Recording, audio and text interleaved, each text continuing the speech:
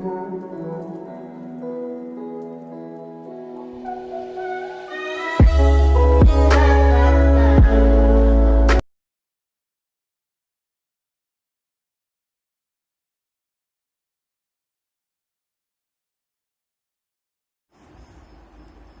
मित्रांनो, Shri academy of सायन्सच्या online लेक्चरमध्ये आपलं सहर्ष स्वागत आहे. पाठीमागच्या व्हिडिओ लेक्चरमध्ये आपण Mendel's experiment on garden pea he concept बघितलेली आहे. ह्या व्हिडिओमध्ये आपल्याला ग्रेगर जॉन मेंडल यांनी परफॉर्म केलेले जे क्रॉसेस आहेत ते बघायचे आहेत. म्हणजे आपल्या सिलेबसमध्ये 2 क्रॉसेस आहेत, मोनो हायब्रिड क्रॉस आणि डाय हायब्रिड क्रॉस. त्यापैकी आपल्याला मोनो हायब्रिड क्रॉस आपल्याला या लेक्चरमध्ये बघायचा आहे. तर मोनो हायब्रिड क्रॉसमध्ये त्याचं स्टेटमेंट दिलेलं आहे. तर काय आहे स्टेटमेंट मित्रांनो? What is the mono hybrid cross? तर the cross between 2 pure parents. इथं नेहमी दिलेलं असणार आहे 2 प्युअर पॅरेंट, 2 प्युअर पॅरेंट असणार आहेत, त्यांच्यामधला क्रॉस म्हणजे 2 पॅरेंट मधला क्रॉस. पण ते पॅरेंट कसे असणार आहेत? प्युअर असणार आहेत. त्याचे जे कॅरेक्टर्स असतील त्याच्यासाठी ते प्युअर असणार आहेत. म्हणून म्हटलेलं आहे the cross between 2 pure parents differing in single pairs of contrasting characters is called mono hybrid cross.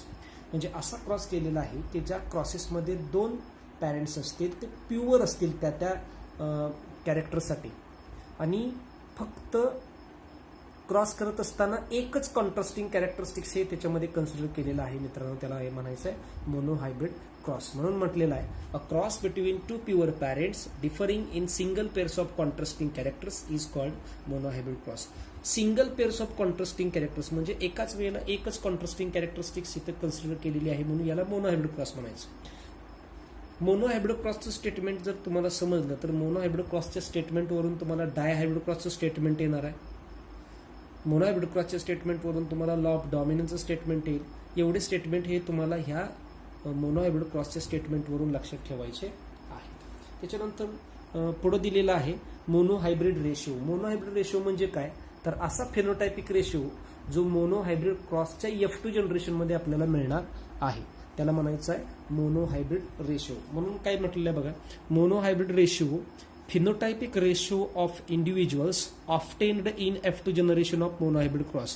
म्हणजे मोनो हायब्रिड क्रॉसच्या F2 जनरेशनमध्ये आढळणारा फेनोटायपिक रेशो म्हणजे काय झाला? Mono hybrid ratio. म्हणून मोनो हायब्रिड रेशो म्हणजे काय? तर phenotypic ratio of individuals obtained in F2 generation of mono hybrid cross is called mono hybrid ratio. मग मोनो हायब्रिड क्रॉस कसा केलेला आहे ते बघूया. क्रॉसमध्ये पॅरेंट घेतलेले आहेत. पॅरेंटमध्ये female is crossed with male. Phenotype female tall म्हणून घेतलेला या ठिकाणी आणि मेल हा डॉर्फ म्हणून घेतलेला आहे. म्हणजे या ठिकाणी एकच कॉन्ट्रास्टिंग कॅरेक्टरिस्टिक्स कन्सिडर केलेलं आहे आणि ते म्हणजे height of the plant. Height of the plant हे जे कॅरेक्टरिस्टिक्स आहेत त्याचे जे 2 डिटेक्टेबल व्हरायंट्स आहेत किंवा त्याचे जे 2 ट्रेट्स आहेत.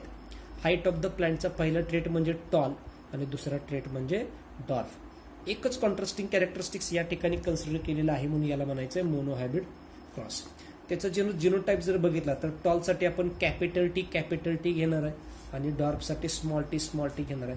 त्याचं रिझन आहे इथं आपण घेताना प्युअर टॉल घेतलेला आहे म्हणून इथं होमोझायगस जिनोटाईप लिहायचे आहेत. इथं आपण प्युअर डॉर्फ घेतलेला आहे त्यामुळे आपण इथं या ठिकाणी होमोझायगस जे जिनोटाईप आहेत ते घ्यायचे आहेत. त्याच्यानंतर गॅमेट्स पडा. कॅपिटल टी मधून एक कॅपिटल टी खाली आला, स्मॉल टी मधून एक स्मॉल टी खाली आला. या दोघांचं क्रॉसिंग जर केलं तर आपल्याला दोन्ही जे एकत्र बघायला मिळणार आहेत कॅपिटल टी आणि स्मॉल टी. म्हणजे F1 जनरेशनमध्ये हे जे F1 जनरेशन आपल्याला मिळालेलं आहे मित्रांनो, हे F1 जनरेशनमध्ये आपल्याला मिळत असताना हे टॉल मिळणार आहे. म्हणजे ज्या वेळेला कॅपिटल टी आणि स्मॉल टी एकत्र येतील त्यावेळेला आपल्याला हे टॉल हे कॅरेक्टरिस्टिक्स बघायला मिळणार आहे. आणि हे जे टॉल कॅरेक्टरिस्टिक्स आहे ते F1 जनरेशन आहे. आता या F1 जनरेशनचे जर गॅमेट्स केले तर हेट्रोझायगस कंडिशन्स असल्यामुळं आपल्याला 2 गॅमेट्स मिळणार आहेत. म्हणजे कॅपिटल टी आणि स्मॉल टी ही हेट्रोझायगस कंडिशन आहे त्यामुळे आपल्याला 2 गॅमेट्स मिळतील. पहिलं गॅमेट म्हणजे कॅपिटल टी, दुसरं गॅमेट म्हणजे स्मॉल टी. आता F2 जनरेशन जर घ्यायची असेल तर F2 जनरेशनमध्ये काय करायचं आहे? आता F1 हा आलेला आहे. F1चे आपण गॅमेट्स पाडलेले आहेत गॅमेट्स पाडल्यानंतर आपल्याला F2 जनरेशन घ्यायचं आहे. मग काय करावं लागेल, जर आपल्याला F2 जनरेशन घ्यायचे असेल तर आपल्याला F1चं सेल्फिंग करावं लागेल. जर आपल्याला F3 जनरेशन घ्यायची असेल तर F2चं सेल्फिंग करावं लागेल. जर आपल्याला F4 जनरेशन घ्यायची असेल तर आपल्याला F3 जनरेशन घ्यावं लागेल. म्हणजे आपल्याला जी जनरेशन घ्यायची आहे त्याच्या पाठीमागचं जी जनरेशन आहे त्याचं सेल्फिंग करायचं. आपल्याला इथं या ठिकाणी F2 जनरेशन घ्यायचं आहे. म्हणजे काय करावं लागणार आहे मित्रांनो, तर या ठिकाणी आपल्याला F1चं सेल्फिंग करावं लागेल. मग काय येणार आहे, तर for getting F2 generation selfing of F1 generation with the help of checker board. Okay, checker board आखलेला आहे मित्रांनो. या ठिकाणी या बाजूला मेल येणार आहे, या बाजूला फिमेल. म्हणजे आडवा हा नेहमी मेल असणार आहे, उभा हा फिमेल असणार आहे. मेलचे गॅमेट लिहिलेले आहेत कॅपिटल टी स्मॉल टी आणि फिमेलचे गॅमेट लिहिलेले आहेत कॅपिटल टी स्मॉल टी. आता गॅमेट्स दोन्हींचे समान का लिहिले आहेत त्याचं कारण असं आहे की या ठिकाणी आपण जे घेतोय हे सुद्धा F1 आहे आणि हे सुद्धा F1 आहे. म्हणजे F1चं सेल्फिंग केलेलं आहे मित्रांनो. आता त्याचे प्रोबॅबल क्रॉसेस काय आहे बघा. कॅपिटल टी या बॉक्समध्ये काय येणार आहे, कॅपिटल टी टॉल आला. या बॉक्समध्ये काय येणार आहे, कॅपिटल टी स्मॉल टी. या बॉक्समध्ये काय येईल, कॅपिटल टी स्मॉल टी. आणि या बॉक्समध्ये काय येईल, स्मॉल टी.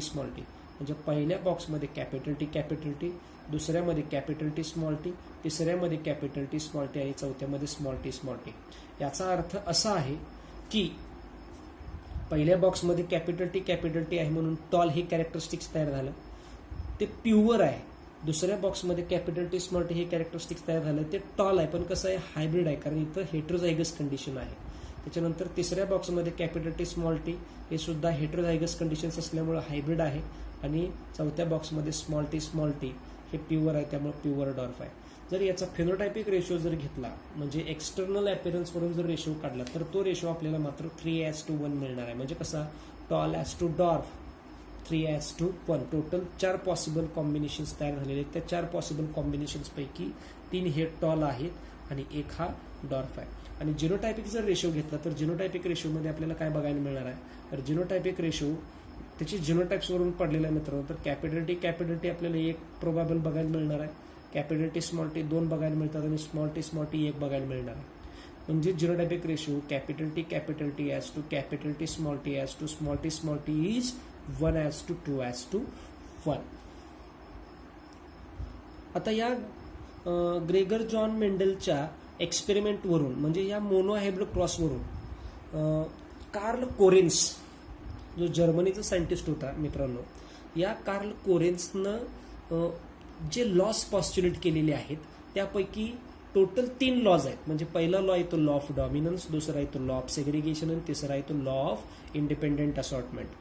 यापैकी लॉ ऑफ डॉमिनन्स आणि लॉ ऑफ सेग्रिगेशन हे मोनोहायब्रिड क्रॉसवरती त्यांनी एक्सप्लेन केलेले आहेत आणि लॉ ऑफ इंडिपेंडेंट असॉर्टमेंट मात्र डायहायब्रिड क्रॉसवरती एक्सप्लेन केलेले आहेत. त्यापैकी आपण जे क्रॉसेस किंवा जे लॉज मोनोहायब्रिड क्रॉसवरती एक्सप्लेन केलेले आहेत ते म्हणजे लॉ ऑफ डॉमिनन्स आणि लॉ ऑफ सेग्रिगेशन, हे आपण यानंतर बघूया.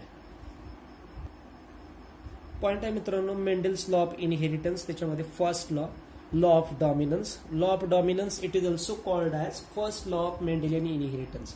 लॉ ऑफ डॉमिनन्सला first law of Mendelian inheritance असं म्हटलं जातं. पण त्याचं स्टेटमेंट काय आहे, तर सेम स्टेटमेंट जसं मोनोहायब्रिड क्रॉसचं होतं तेच आहे. त्याच्यामध्ये बघा, a cross between 2 pure parents differing in a single pairs of contrasting characteristics are crossed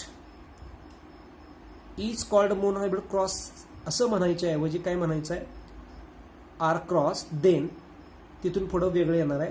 the character which is expressed in F1 generation is called dominance and one which is suppressed is called recessive.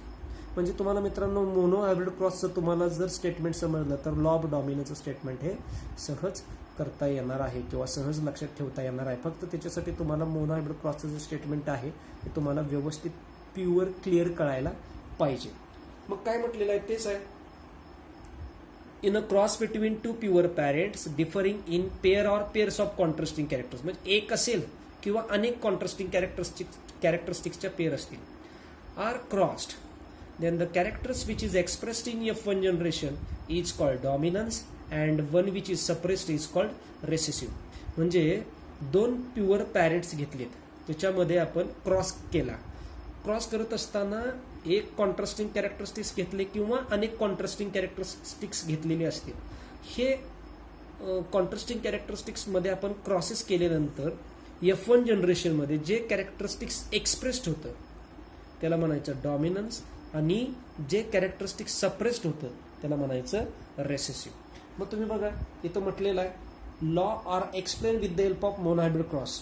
मुद्दाम हे मित्रांनो black पेननं लिहिलेलं आहे. त्याचं कारण असं आहे, महत्वाचं आहे, टॉपिक सोपा आहे म्हणून आपण काही वेळेला काही विद्यार्थी हे मोनोहायब्रिड क्रॉस न वापरता लॉ ऑफ डॉमिनन्स एक्सप्लेन करत असताना डायहायब्रिड क्रॉस वापरतात. तर डायहायब्रिड क्रॉसनं सुद्धा काही वेळेला बरोबर येतं, पण ते बोर्डाच्या एक्झाममध्ये ग्राह्य पकडलं जात नाही. ज्या वेळेला लॉ ऑफ डॉमिनन्स तुम्हाला एक्सप्लेन करायचा असेल त्यावेळेला तो मात्र मोनोहायब्रिड क्रॉसच्या मदतीने एक्सप्लेन करायचा आहे. म्हणून म्हटलेलं इथं law are explain with the help of monohybrid cross. Cross बघा मित्रांनो, आता पॅरेंट्स घेतलेत. Female is crossed with male. एक पॅरेंट फिमेल असणार आहे आणि एक मेल असणार आहे. फिनोटाईप फिमेल टॉल म्हणून घेतलेली आहे, मेल डॉर्फ म्हणून घेतलं. तुम्ही याचा रेसिप्रोकल जरी क्रॉस केला तरी तुम्हाला F1 जनरेशन हे सेम येणार आहे. मी त्याच वेळेला तुम्हाला सांगून ठेवलेलं आहे मित्रांनो. त्याच्यानंतर फिनोटाईप टॉलचे जिनोटाईप काय येणार आहेत, कॅपिटल टी प्युअर टॉल आहे म्हणून कॅपिटल टी. फिनोटाईप डॉर्फचे गॅमेट्स जिनोटाईप काय येतील, स्मॉल टी प्युअर डॉर्फ आहे म्हणून स्मॉल टी.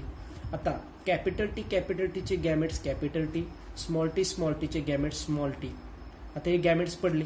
ऑन क्रॉसिंग या दोघांचं जर क्रॉस केला तर F1 जनरेशनमध्ये आपल्याला कॅपिटल टी आणि स्मॉल टी येणार आहे. इथं F1 जनरेशनमध्ये ज्या वेळेला कॅपिटल टी आणि स्मॉल टी हे ज्या वेळेला येतं त्यावेळेला तिथं टॉलनेस हे कॅरेक्टरिस्टिक्स बघायला मिळणार आहे. म्हणजे ऑल प्लांट्स वेअर टॉल असं आपण म्हणू शकतो. इथं ऑल प्लांट्स वेअर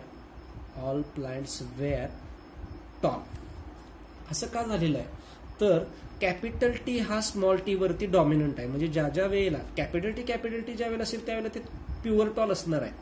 पण ज्या वेळेला कॅपिटल टी आणि स्मॉल टी एकत्र येतील त्यावेळेला इथं टॉलच कॅरेक्टरिस्टिक्स एक्सप्रेस होणार आहे.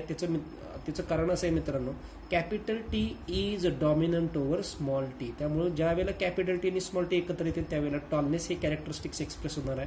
कारण कॅपिटल टी हा डॉमिनंट आहे आणि स्मॉल टी हा रेसेसिव्ह आहे. स्मॉल टी हा इथं सप्रेस होतो त्यामुळं हा स्वतःचं डॉर्फनेस हे कॅरेक्टरिस्टिक्स या ठिकाणी एक्सप्रेस करू शकत नाही. मग म्हणून ज्या वेळेला आपल्याला कॅपिटल टी आणि स्मॉल टी बघायला मिळतील त्यावेळेला तिथं तयार होणारं जे प्लांट आहे ते टॉल आहे. मग ह्या F1 जनरेशनमध्ये कॅपिटल टी आणि स्मॉल टी एकत्र आले त्यामुळे जेवढे सगळे प्लांट्स तयार होतील हे सगळे टॉल असणार आहेत. म्हणून म्हटलेलं आहे so tallness is dominant over dwarfness. अशा पद्धतीनं हा जो आहे लॉ ऑफ डॉमिनन्स या ठिकाणी आपण एक्सप्लेन केलेला आहे. एक्सप्लेन करत असताना मोनोहायब्रिड क्रॉस वापरलेला आहे आणि हा तुमचा सोपा असलेला हा मोनोहायब्रिड क्रॉस आहे. मोनोहायब्रिड क्रॉसमध्ये F1 जनरेशन पर्यंत लिहायचं आहे. F1 जनरेशनच्या पुढं एकही रेष मारायची नाही किंवा पुढची स्टेप्स लिहायची नाही. जर तुम्ही पुढची स्टेप लिहिली तर असं समजलं जातं की तुम्हाला लॉ ऑफ डॉमिनन्स समजलेला नाही. त्यामुळं ज्या वेळेला एक्झामला तुम्हाला प्रश्न विचारला जाईल explain law of dominance with the help of suitable example असं ज्या वेळेला प्रश्न विचारला जाईल 2 किंवा 3 मार्काला त्यावेळेला तुम्हाला एवढंच लिहिता यायला पाहिजे. ह्याच्यापेक्षा कमीही लिहायचं नाही आणि जास्तही लिहायचं नाही. याच्यानंतरचा जो सेकंड लॉ आहे तो सेकंड लॉ म्हणजे लॉ ऑफ सेग्रिगेशन किंवा law of purity of gametes किंवा Mendel's second law of inheritance. तो बघूया मित्रांनो. बघा लॉ ऑफ सेग्रिगेशन किंवा काय म्हटलेलं second law of Mendelian inheritance or law of purity of gametes. याचं मात्र स्टेटमेंट वेगळं आहे. काय म्हटलेलं आहे बघा statement, a pairs of alleles remains together in F1 hybrid and segregate from each other during gamete formation. So pairs आहे, ॲलिलची पेअर आहे जी F1 जनरेशनमध्ये एकत्र बघायला मिळणार आहे आणि ज्या वेळेला ती पुढच्या जनरेशनमध्ये मात्र एकत्र न राहता ती सेपरेट होणार आहे.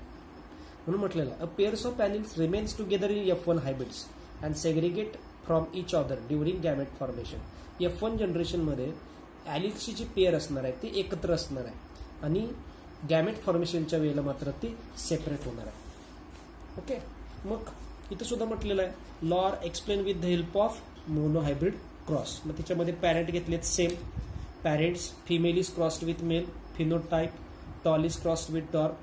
जिनोटाइप प्युअर टॉल आहे म्हणून कॅपिटल टी, प्युअर डॉर्फ आहे म्हणून स्मॉल टी.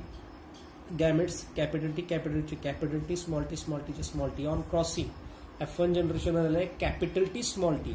मित्रांनो इथं या ठिकाणी आपण कॅरेक्टर कुठलं घेतलेलं आहे, height of the plant. So height of the plant या कॅरेक्टरिस्टिक्सचे दोन आपल्याला ॲलिल्स बघायला मिळतात. म्हणजे एक जीन आहे हाईट ऑफ द प्लांट, तो हाईट ऑफ द प्लांट हे कॅरेक्टर तो एक्सप्लेन करणार आहे. ओके. आणि हाईट ऑफ द प्लांट हे कॅरेक्टर एक्सप्रेस करणारा जो जीन आहे त्याचे दोन ॲलिल्स आहेत. म्हणजे त्याचे दोन वेगवेगळे फॉर्म्स आहेत. पहिला फॉर्म म्हणजे काय, तर जीनचा पहिला ॲलिल्स म्हणजे काय, तर तो टॉल आणि दुसरा म्हणजे डॉर्फ. ओके. मग टॉल आणि डॉर्फ, इथं टॉलसाठी कुठला ॲलिल्स आहे, कॅपिटल टी. डॉर्फसाठी कुठला ॲलिल्स आहे, स्मॉल टी. मग ज्या वेळेला कॅपिटल टी असेल त्यावेळेला तो टॉल तयार करणार आहे, ज्या वेळेला स्मॉल टी असेल त्यावेळेला तो डॉर्फ तयार करणार आहे. मग F1 जनरेशनमध्ये दोन्ही एकत्र आहेत. Okay. Capital T small T एकत्र आहेत तरी सुद्धा टॉल तयार झालेला आहे. ते तुम्हाला लॉ ऑफ डॉमिनन्स असल्यामुळे इथं तुम्हाला लॉ ऑफ डॉमिनन्समुळे तुम्हाला माहित आहे की इथं टॉल ही कॅरेक्टरिस्टिक्स एक्सप्रेस होतो. पण F1 जनरेशनमध्ये कॅपिटल टी स्मॉल टी एकत्र असली तरी त्याच्या पुढच्या जनरेशनमध्ये जात असताना मात्र ते गॅमेट ज्या वेळेला तयार करतील त्यावेळेला ते गॅमेट्समध्ये सेपरेट होतात. गॅमेट्स तयार करताना ते जे ॲलिल्स आहेत ते एकमेकांपासून सेपरेट होतात. अशा पद्धतीनं हा आपण लॉ प्रूव्ह केलेला आहे. म्हणून स्टेटमेंट म्हटलेलं आहे, a pairs of alleles remains together in F1 hybrids and segregate from each other during gamete formations. अशा पद्धतीनं आपण आजच्या व्हिडिओच्या लेक्चर्समध्ये आपण मोनोहायब्रिड क्रॉसचं स्टेटमेंट आणि त्याचं एक्झाम्पल्स, त्याच्यानंतर मोनोहायब्रिड क्रॉसवरती डिपेंडेंट असलेला लॉ ऑफ डॉमिनन्स ज्याला first law of Mendelian inheritance असं म्हटलं जातं, आणि दुसरा पॉईंट म्हणजे लॉ ऑफ सेग्रिगेशन ज्याला second law of Mendelian inheritance किंवा law of purity of gametes असं सुद्धा म्हटलं जातं.